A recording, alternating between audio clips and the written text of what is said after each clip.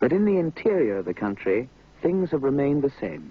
Here men live and die as their fathers and grandfathers did.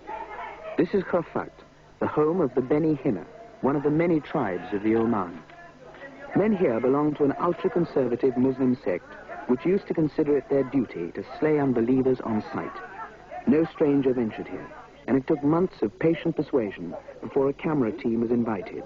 And even so, centuries of mistrust die hard.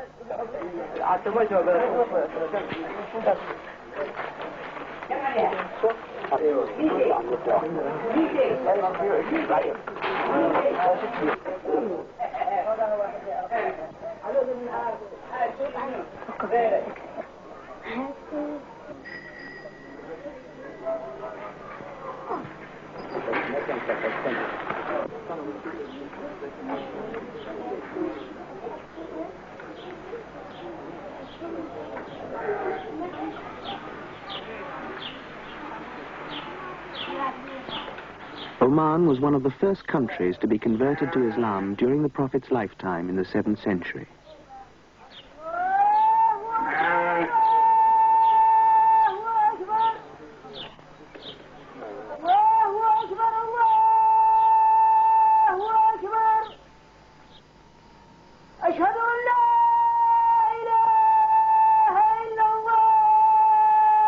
Muslims believe in one God, in a hell and a paradise, in a day of judgment.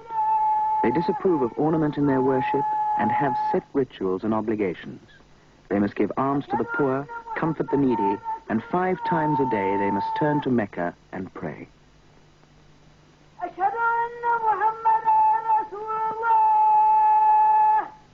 Before praying, it is necessary to wash the hands, the face, and the feet.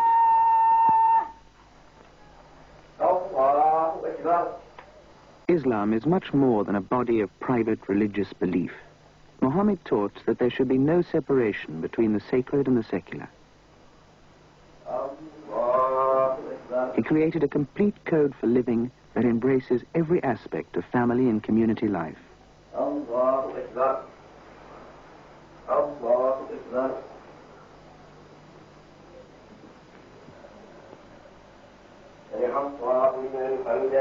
In true Islamic fashion, this village is still run as though it were a family, each taking his allotted place according to age, wisdom, and sex.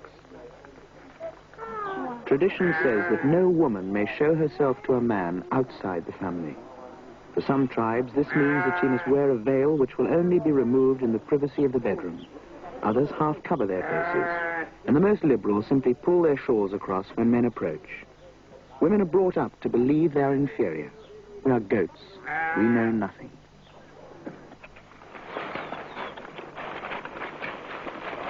The villagers of Khafat live off what they can wring from the anemic soil around the village.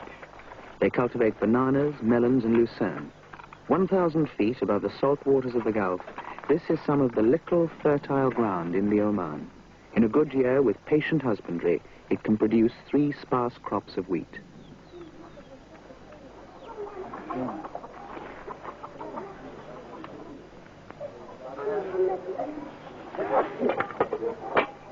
Men till, women cook, although meat and poultry are scarce delicacies reserved for visitors or great festivals.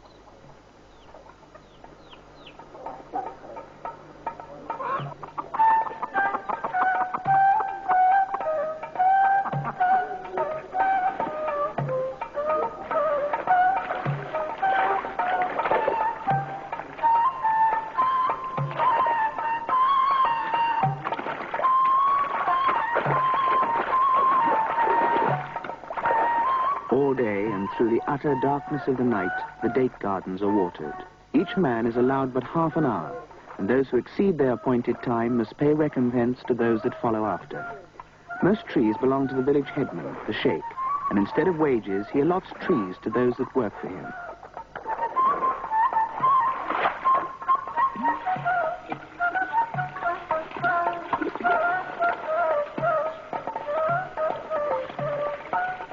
Most drinking water in the Oman comes from the Falij. This stone channel brings water underground from a spring deep in the heart of the mountain. It is a system created by the skillful engineers of the ancient Persian kings who once ruled here. At the top end of the village, the cool drinking water is drawn. Further down, women wash their clothes in vessels, and all that remains flows into the date groves and there irrigates the palm trees.